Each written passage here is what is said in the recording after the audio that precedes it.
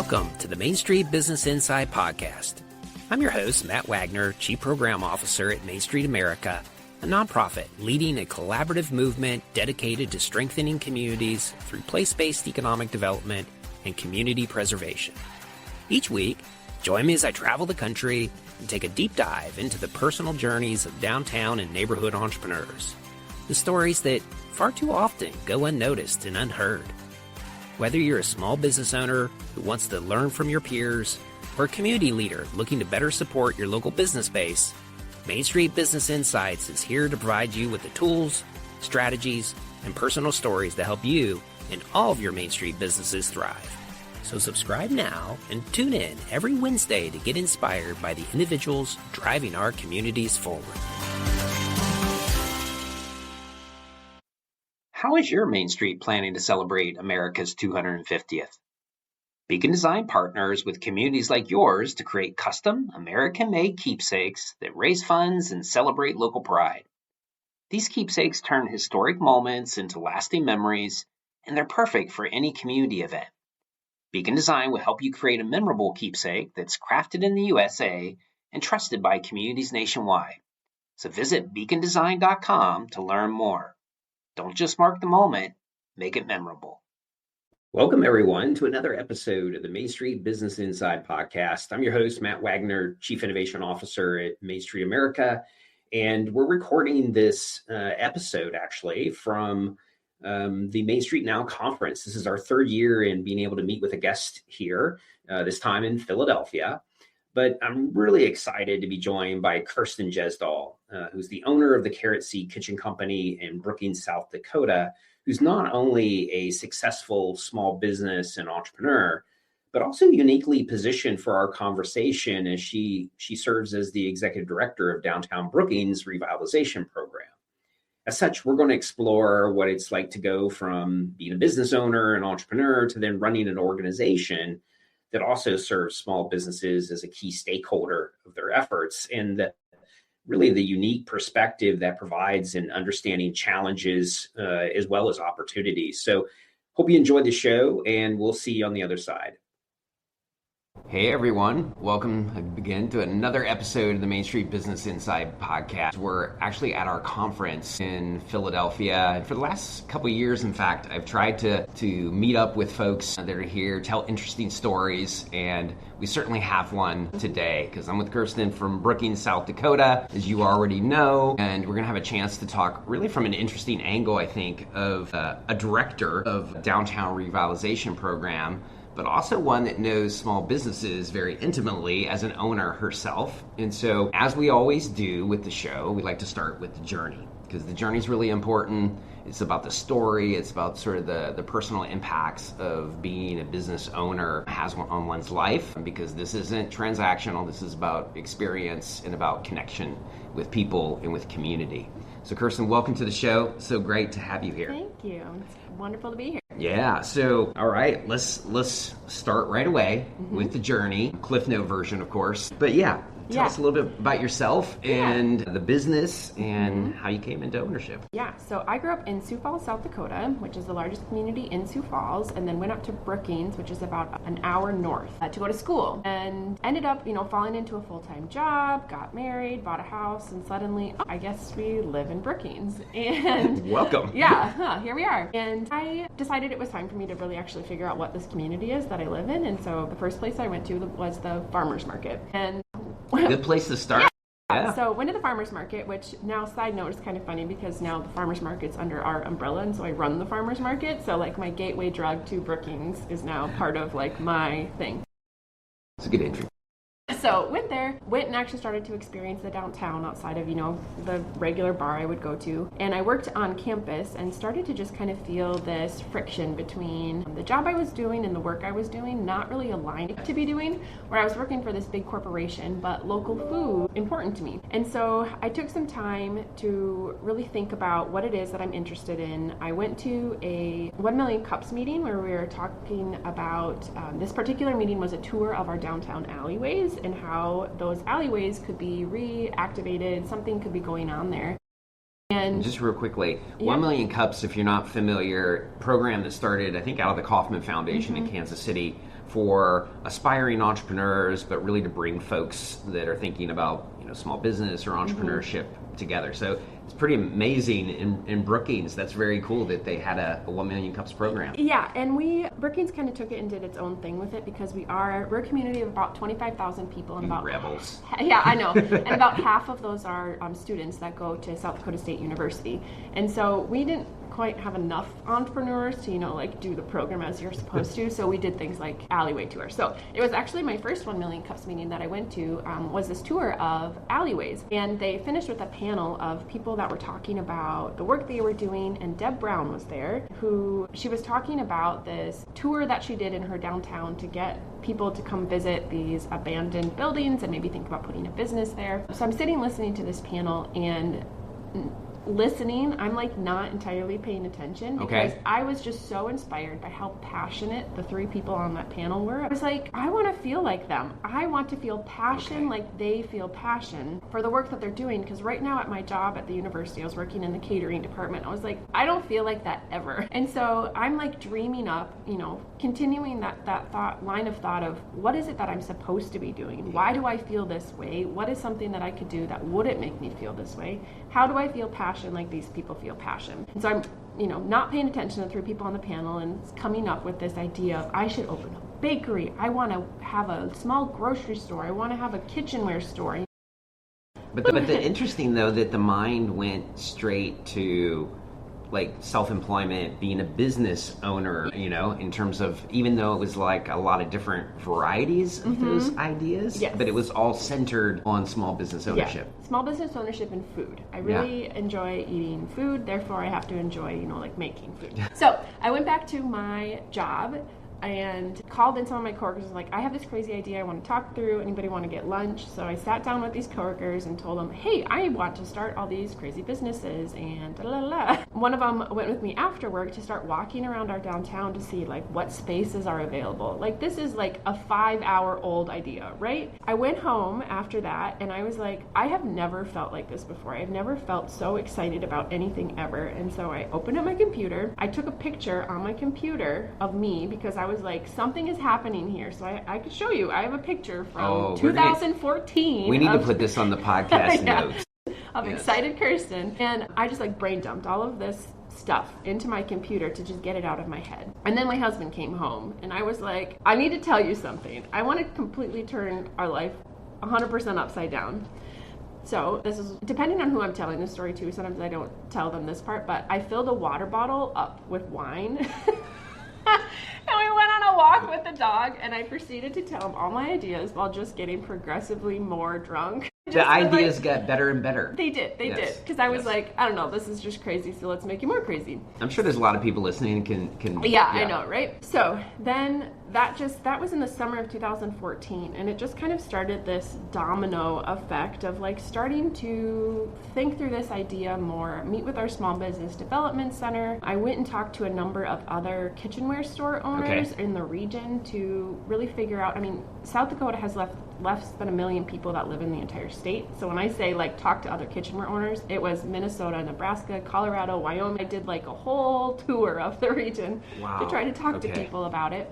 And this idea slowly progressed. I put in I don't even remember, it was a month or 2 month notice to my job that I'm going to leave, and even if this idea of this kitchenware store doesn't pan out, I know this isn't the place where I should be anymore. That's a big leap. It was, and I come from a family, my dad is a nurse and my mom is a teacher, and very entrepreneurship, owning a small business was not something that was ever kind of presented as a option. Yeah, that wasn't a pathway in your family. No.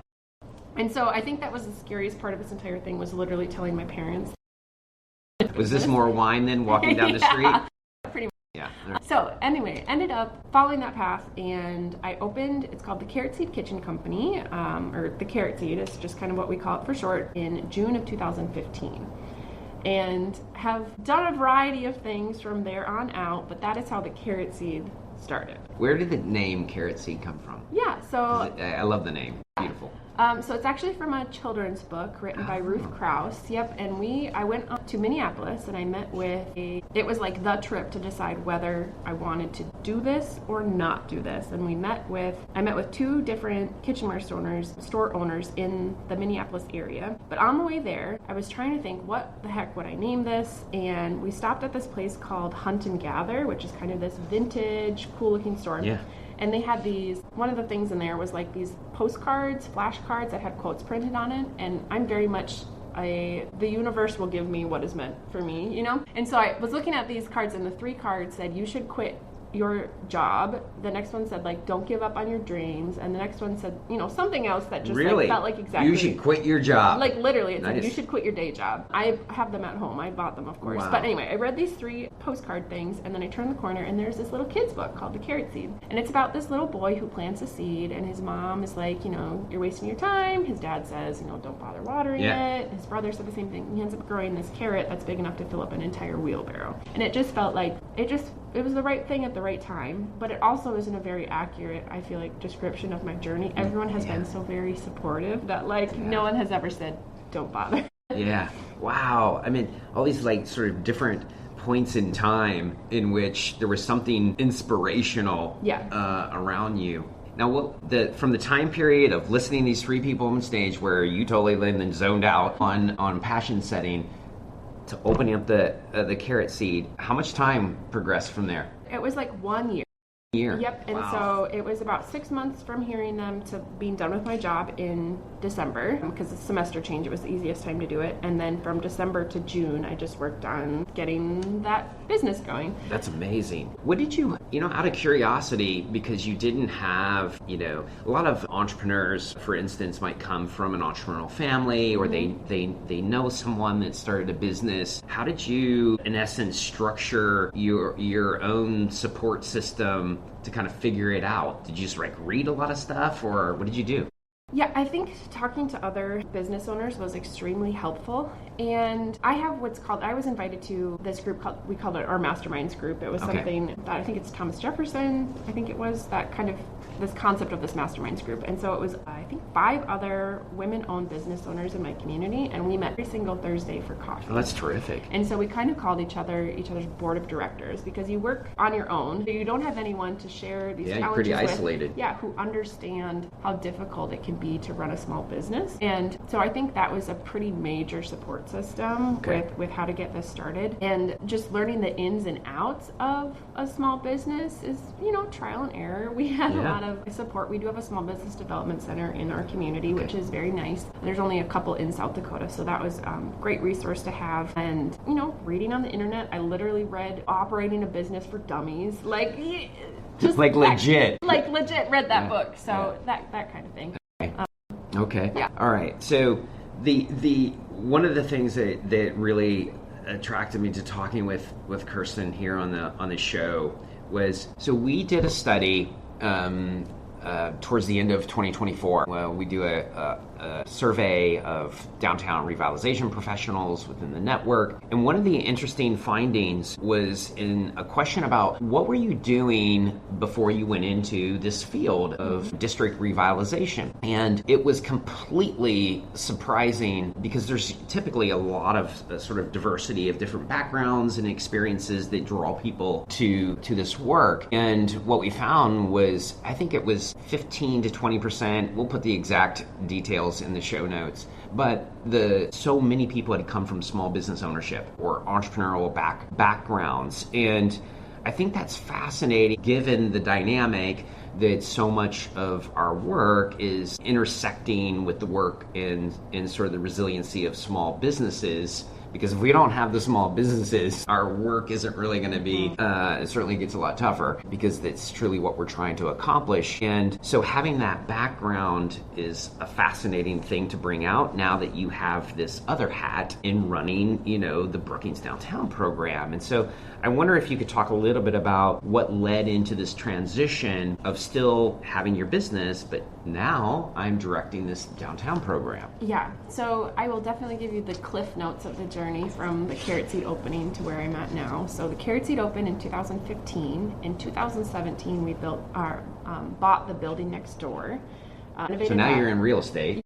so that was built in 1932, so we pretty much had to gut that entire building and start over fresh, and then cut a hole through the wall to move the things from the original Carrot Seed location into the new location and sealed the wall back up. So that was in 2017. In 2019 was approached by a business that was across the street that had gifts, cards, stationery, that they were looking at selling off that side of their business, the retail portion of it, and they were wondering if I'd be interested in it. And so I bought that portion of the business, reopened it under the name Honeycomb Gifts, and it was very much focused on fun gifts, just quirky items, just a fun shop to go in and to see lots of But very things. complimentary, it sounds like, to the Carrot Seed. Yes, yeah, because I could see from the Carrot Seed that that was something that the community wanted, was that kind of store. So that was in 2019. In 2020, oh gosh, what was it? 2021, a building came up for sale on our downtown that needed major work. And so me and then two of my gal friends from that Masterminds group went in and bought that building together. That was built in 1918, so bought that building. That was, again, a total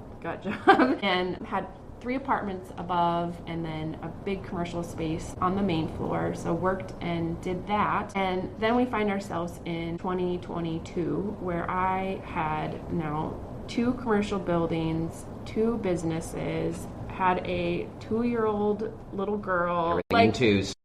It was just, it was intense, and I was feeling that same friction that I felt when I was on campus of like, what the work that I'm doing is not aligning with what I should be doing. Like, I could just feel something was wrong. I woke up every morning and just dreaded going into work, and the work is the business I own. Like, you know, like that's like not a good feeling. So at that time, our downtown organization was basically just a committee under our Chamber of Commerce. What I had found over the course of owning these businesses is that what I actually enjoy with business ownership is the building the community around business and in the business, and doing work in the neighborhood to help plan events and that kind of thing, which isn't a requirement to own a small business. You know, like the stuff that I enjoyed doing the most had nothing to do with the pieces, business. Those elements of the business. Okay. And so I went and talked to our city and was like, hey, I really think it's time for this downtown organization to get pulled out and become a standalone organization that is funded, that has a staff member. And they said, you know, give it a shot. And so pulled together people, had meetings, had planned it out over the course of, 4 months or so. Got our council on board, our city on board. They put some funding into it to make it go. And I was like, yes, like this is what I'm supposed to be doing. This is the cup filling work that this 8 years, now 10 years this summer of small business ownership has led to this point, that this is what I'm supposed to be doing, is this downtown work, because our downtown needs it. Our downtown wants it. It's important to our community, and it's like exactly what I'm supposed to be doing. Yeah. So fascinating. I don't even remember what the question was. No, you totally got it. It's like, what was the transition point? Yes. So in that process though, I sold that gift store. That was like the big thing, where in order to take on this downtown work, I can't do everything. Something had to go. And so I sold that gift store off to another retail store owner downtown who now operates a bookstore. Kind of adjusted into a bookstore, and it's wonderful. And so it was just that friction point again of like, something feels off. I'm doing a lot of work, but it definitely isn't the right work. So now that you're in this role and, see small business ownership and what's happening in your community in the downtown from a slightly different lens, perhaps, what are the biggest challenges that you see from now this downtown lens about small business ownership within your community? The challenges or difficult ways that small businesses are having to navigate the system? Yeah. So I think that's a big part of my role, is literally being the translator. I translate. That's a good way to put it. Like, I translate what the community wants to the businesses. I translate what the city's doing to the businesses, and then translate the same thing from the business back. And so, you want your businesses to be open after 5 p.m. You want them to be open on Sundays, but I can see from their perspective, because I literally was in that perspective and currently still am, why they do the things the way that they do. But I can also see from why the community wants what they want, why the property owner, their land's what they want, what the city wants what they want, So it's like you can step out and you can step into the shoes of so many different kind of parts of people, because I have been in and continue to be a little bit of every single one of those parts of people. And I think it also helps that the businesses know that I am a business owner, and so there's just this trust that's built. You got a little street cred. Yeah, like you are one of them. And so I think that helps a lot, where they know that I understand that I'm not just someone coming in and being like, oh, I know owning a small business is hard. I come up and I'm like, I know owning a small business is hard. I've been there and I'm there. I'm there. Like your struggles with foot traffic right now are literally the exact same struggles that I am having, and so I think that helps a lot. That's huge. What do you think, given all those dynamics, what do you think is the sort of the biggest friction point between small business and the community or the public sector or what have you? That's a really good question. Regulatory? Is it dealing on building kinds of things? I wouldn't say that Brookings and South Dakota have a lot of like regulatory things that the businesses have to deal with. So that's not much of a big thing. As it is, I think if I summed it up, I would say it's who's responsible for what. Oh, and so okay. So role. Yeah, roles, and it's like it's not the city's role to put wayfinding up to your specific business. Like that is your role. Okay. And so being able to explain that to a business without it feeling like the city's being like ignoring them, because that's not what they're doing. They're just saying like that's not what we should be doing with taxpayer dollars, is promoting your specific business, you know? And then the same thing where it's like for the downtown organization, it's my job to bring people downtown. It's your job to get them into your business. Yeah. And so being able to explain that, but also provide suggestions and things that I have tried that have worked, things I have seen in other businesses that have worked. Yeah. I want to go a little bit off script here, and because we're in an interesting time, and as such, I think it's important. It would be odd, frankly, if we didn't talk about what's happening with tariffs and the impact on small business. And given, again, you've got this interesting lens of being a small business owner as well as running a downtown organization, could you talk from your perspective about like how you're dealing with tariffs and what impact that has on your ability to work with vendors or shift or be more agile? Yeah, so I think small businesses have the ability to be very scrappy and think on their feet and pivot really quickly, because the quantity of products that we need is so much less than the big box stores, that we can, if our regular vendor that doesn't have this product, we can quickly and easily find someone else who can take care of that for us, where the big box retailers have to plan so far ahead with what they're ordering because of the mass quantities and pallets and shipments of these things that they're getting, where if I need Christmas towels, I have a plethora of people that I can order a variety of Christmas towels from, where the big box stores have to order thousands upon thousands of one particular style of towel in order to fill those stores. And so when we're talking about tariffs, normally I have my Christmas orders planned out and ordered in January. They ship in July to get on the floor in late October. But this year, I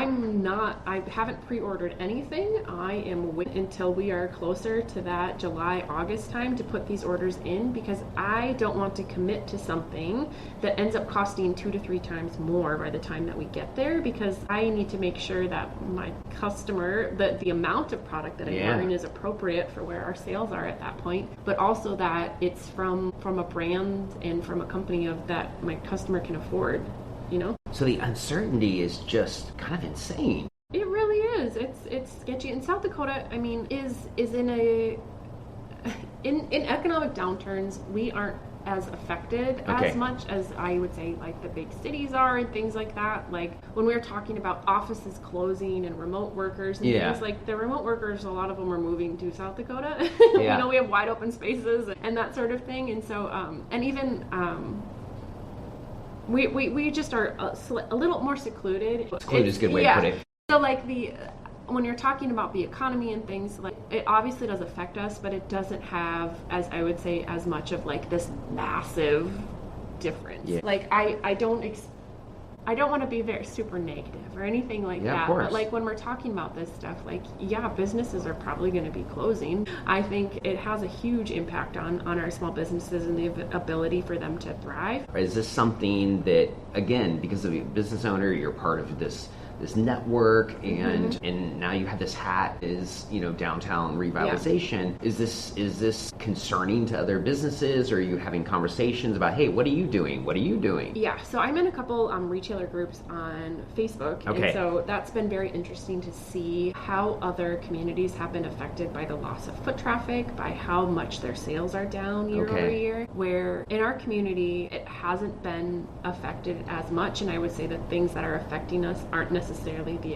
economy as it is just like other things. Yeah, sure. So we recently had a fire in our downtown, destroyed 2 buildings on New Year's Eve, and so that wasn't ideal and not necessarily something you have to spend a lot of time talking about, but I'd say that's what's affecting our there downtown are other conditions more than the economy. But as that stuff starts to, as we're a few months out now and the fire isn't as as near, sure, that I think it'll be hard for our community to separate what was an impact from the economy, what's an impact from the fire. And so when we're talking about foot traffic and sales, but I will definitely say I think the costs that we have are going to be rising and continuing to rise. And so how do we navigate that, and how do we deal with those costs in a way that is still fair to our customer? Exactly. Because I think the costs just keep getting passed down the line until it reaches the small business, which is the benefit of being one of those big boxes, is that because you are ordering thousands upon thousands of one particular product, you have much more negotiating power. Sure. Where I can't negotiate a shipping rate when I'm ordering 6 of one kind of towel. You're sorry. Yeah. So So one of the other things, in keeping with my going off script moments here, that we talked about before we went sort of on air, was around this sort of 2 typologies of retail, if we want to think about it that way. You have totally transactional, where I just need this product, I don't really care what it is or whatever. And then you have a lot about how we think about Main Street retail. It's much more experiential, it's much more sort of customer service intensive. But I think given the sort of the times in which so much of our lives are in a virtual world, that there is a lot of conversation around being isolated and wanting to be connected with one another. And I think also realistically, where people that may not totally agree in certain ways come into a store because they have something in common. They like what you're offering. And I wonder how you think about the role of small business in creating community and bringing people together.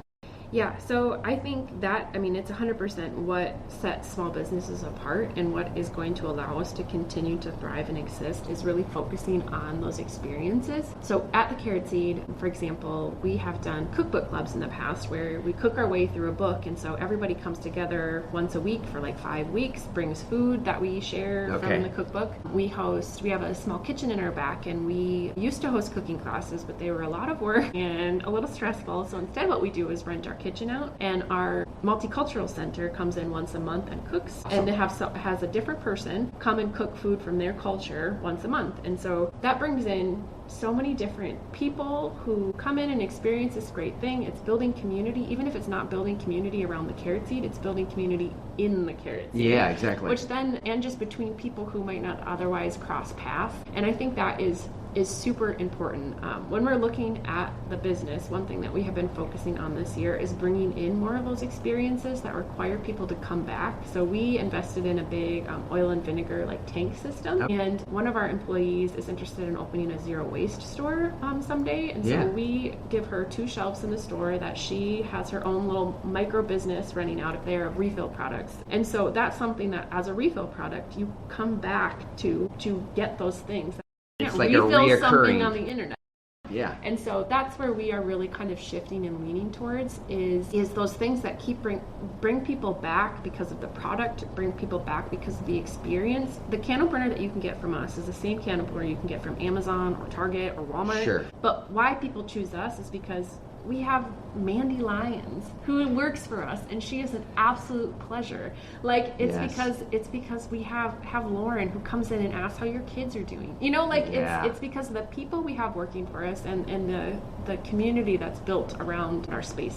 That's awesome. And you can see that in so many different businesses in our downtown. I think investing in the experience is so important, and it's not just the the people experience, it's the vibe of your business. Yeah. Like, you can tell when a new business opens, and if they haven't invested in the feel of the space, you can tell that they aren't going to be as successful until that is something that's a priority to them. They actually make that they make a place that people want to be, that has a personality. Like, it's so important. Yeah. I'm gonna end the show with a question. Keep talking forever. This has been awesome, but end it in a different way. Okay, consistent with how we've been doing this show thus far. Because again, you have this interesting lens as a downtown professional and a small business owner. I typically ask your advice for other small business owners, but I'm going to turn this around, and I'd love to hear your advice to our downtown colleagues out there about how they might want to approach their work with small businesses. And now I've totally thrown you off. Yeah, well, when I'm thinking back to being in the role before I was in this downtown role, when I was just a small business owner, and someone that was kind of in one of those more economic development capacities would approach me, things that bothered me. Oh, and this is great. Okay. The things that would bother me is that, these are the don't do's. The don't do's. Yeah. I feel like what I'm going to say is very conflicting. Sometimes people would just come into the business and expect that I am there and I am ready to have a conversation with them about something that's important. It's like, this is my, I can't just come in and magically find you at your office at all hours of the day and expect to have a 15-minute conversation with you. Like, I have customers. Like, I don't feel comfortable talking about whatever this thing is. How are your sales doing? Yeah, like, it was so bothersome. But then on the flip side, sometimes we get emails where like, hey, could you come talk to this class? It's at, at 11 o'clock on a Tuesday. And it's like, no, I'm working. So, like, I don't know. It's just, being mindful of what works for a small business, and it's different for every single small business, and it's different for what part of their journey they're on. When they are first starting, they are going to be 100% in that business, 150% in that business. They are going to be there all hours of the day. So giving them a heads up that you'll be stopping by, and knowing that you will have to have that conversation probably in their business while their customers are there, and just being mindful about is around what you're asking, is it appropriate for the time? But then when they're further on in their journey, expecting them to be in their business 100% of the time, it just makes it feel like you don't understand my business. You don't understand that, like, I have staff full time that manage that business now, and so, like, the work that I am doing is outside of those four walls at this point. Exactly. And so what it comes down to is building that relationship with that business owner to know what part of that journey they're on, and just understanding that there is a journey, I think, is important. And sort of like a one size doesn't fit all. No. And so you have to treat them as truly as individuals, and not as like this sort of monolithic group of small business owners. And so going back to one of the questions that you had asked earlier about being a translator between, I think that too is with this question, where talking to this person, I know that a text is better, this person an email is better, this person is a stop in and talk in person, and here's the time that they're open. And I think that's because I have been operating side by side with these people for so long that I understand their personalities and what works best for them. And so it just goes to show the importance of, like, just building those relationships and asking some of those hard questions where it's not just, how's it going? Because everyone asks that question. It's like it's asking that question in the appropriate time, and then actually listening to the answer and caring about what it is. Have some purpose. It sounds like wonderful. Well, Kirsten, thank you so much for being on this show, and I love the work that you're doing, and I really just appreciate all the insights you've brought to the podcast. Yeah, thanks. If you ever want to do it again, I think I could do this 5 more times. Like, we're going to have a permanent show between the two of us. All right. Thanks so much. Thank you. So there you have it. I hope you enjoyed the conversation with my guest, Kirsten Gjesdal, owner of the Carrot Seed Kitchen Company and executive director of Downtown Brookings. I can't thank her enough for taking the time away from the conference to join the show and share her perspective, but also, frankly, just some really powerful and insightful lessons for both directors of revitalization programs and similarly for small business owners seeking to get engaged in these efforts. Now, interestingly, this show came about from some of our research work at Main Street America. It showed that the largest share of previous occupations or jobs prior to coming on board and leading a district revitalization effort were actually former and or current business owners. Now, I think it's only appropriate that we shared this tremendous insight and unique perspective that this background contributes to then managing a broad and collaborative Main Street effort. So thank you so much, Kirsten. You were wonderful. And I know people took a lot away from the podcast. So that's going to do it for the show. And as always, if you're a business owner, and likewise to my place professional colleagues out there, I hope this episode has provided plenty of new insights, solutions, and inspiration. And as consumers, please continue to support your local small businesses and tell their stories. They're so important to our local and national economies. And most importantly, they promote and provide quality of living to the places we all call home. Just a quick reminder to check out our growing library of podcast recordings and other related films on our Main Street America YouTube channel. Please rate and review us. And as always, be sure to subscribe and tell your friends, family, pets, neighbors, and colleagues so you all can catch the next episode. Looking forward to our next chat. Thanks for listening and all the support.